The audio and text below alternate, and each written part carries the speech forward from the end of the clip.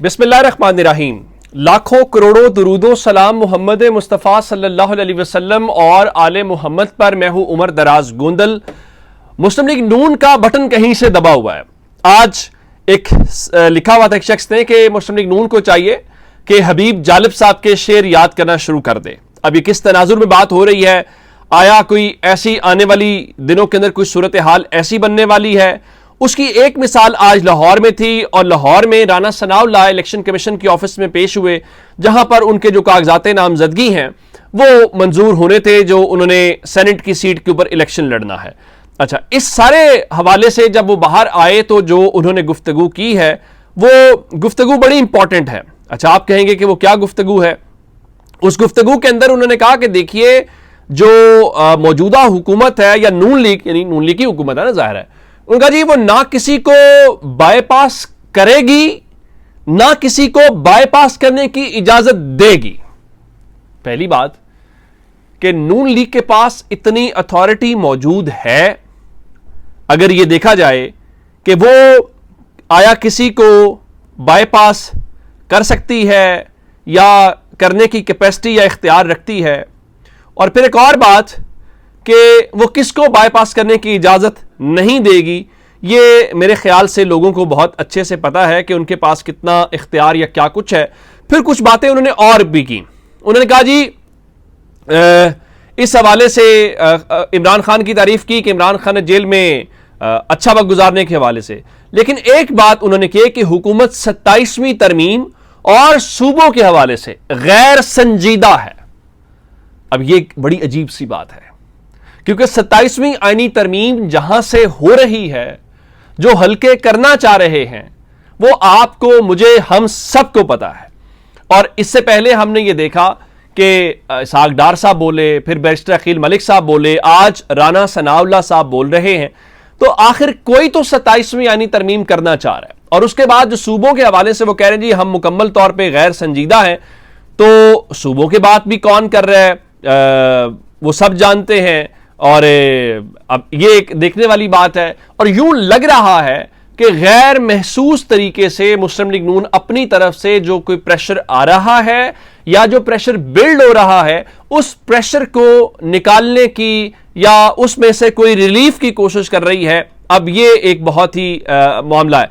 फिर उन्होंने एक बार फिर आज बात की और तहरीक इंसाफ के हवाले से, मुज़ाकरात के हवाले से बात की। और उन्होंने कहा कि जो नवाज शरीफ ने 2 साल पहले पूरी पाकिस्तानी कौम से कहा था कि 40 साल सियासी जिंदगी का निचोड़ है कि भंवर से निकालने के लिए तमाम इदारे सर जोड़ कर बैठे। तो उन्होंने कहा जी हमने जो है वो मिसाक़े इस्तेकाम पाकिस्तान को उन्वान दिया है और इसमें सियासी और मुआशी इस्तेकाम है जो टेबल पर बैठकर होगा।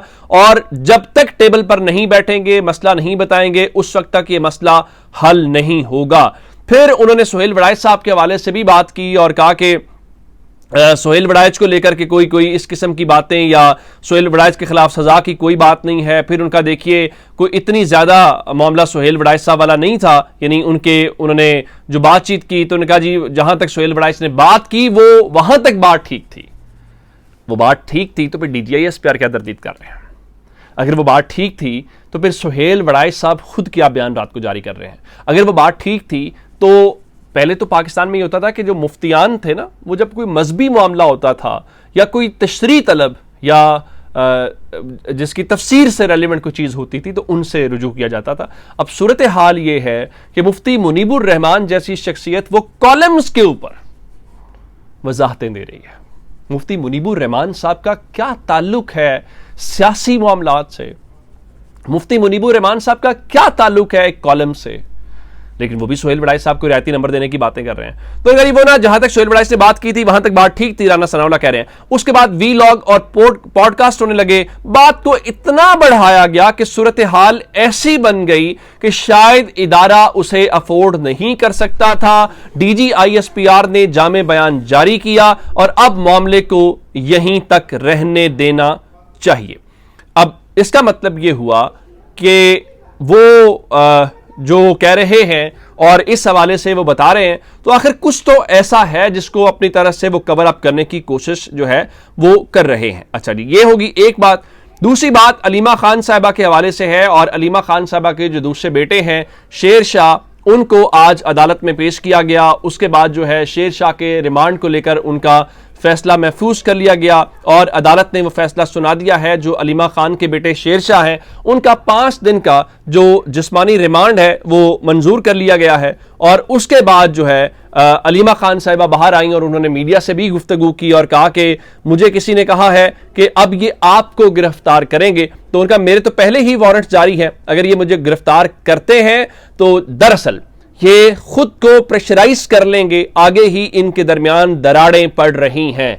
अब अलीमा खान साहिबा जो दरारें पड़ने की बात कर रही हैं, ये वही तो नहीं है जो राना सनाउल्लाह साहब कह रहे हैं कि ना तो हम किसी को बाईपास करेंगे और ना ही हम किसी को बाईपास करने देंगे। राना सनाउल्लाह से जुड़ी एक और खबर मैं जरा आपको बता देता हूं कि जो इंसदादे दहशतगर्दी अदालत फैसलाबाद है, उसने जो राना सनाउल्लाह के डेरे के ऊपर एक हमला हुआ था, तो 9 मई से मुतल्लिक उस केस का फैसला महफूज कर लिया है और बताया गया है कि पीर दिन 2 बजे वो फैसला सुनाएंगे। और बताया गया जी इस केस में मजमूई तौर पर 109 मुल्जिमान हैं, जिनमें फैसलाबाद से पीटीआई के जो 90 वर्कर्स के हवाले से बताया गया है कि 19 लीडरशिप में से शामिल हैं। मतलब उसमें जो मुख्तलिफ MPAs हैं वो एक राना सनाउल्लाह के हल्के से PP 116 से जीते हुए हैं, PP 115 से शाहिद जावेद हैं।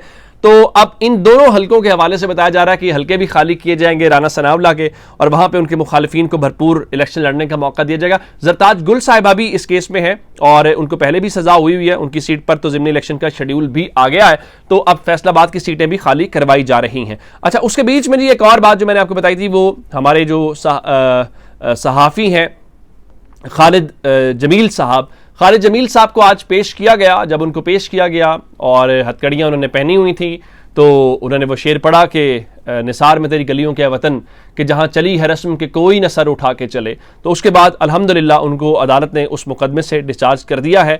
और अंदाज़ा इस बात से कीजिए कि उनके खिलाफ जो 7 मई की एक ट्वीट है, उसकी बुनियाद पे 8 तारीख को 8 अगस्त को मुकदमा दर्ज होता है। अब सवाल यह है कि उनको वारंट गिरफ्तारी क्यों, उनको समन क्यों नहीं किया गया, उनकी इंक्वायरी क्यों नहीं की। और 8 अगस्त को अगर आपने उनके खिलाफ एक मुकदमा दर्ज कर लिया था, तो आपने उनको 22 तारीख को क्यों गिरफ्तार किया? यह सवाल बहरहाल अपनी जगह के ऊपर मौजूद है, लेकिन फिलहाल पाकिस्तान के अंदर कोई ऐसी सूरत नहीं है जिस पे ये कहा जाए कि ये काम क्यों हो गया और वो काम क्यों। मैं उसकी एक मिसाल देता हूं। जस्टिस जमाल खान मंदोखेल की सरबराही में एक कमेटी बनाई गई थी और जो जुडिशल कमीशन की कमेटी थी, और 21 अगस्त को उनका इजलास हुआ।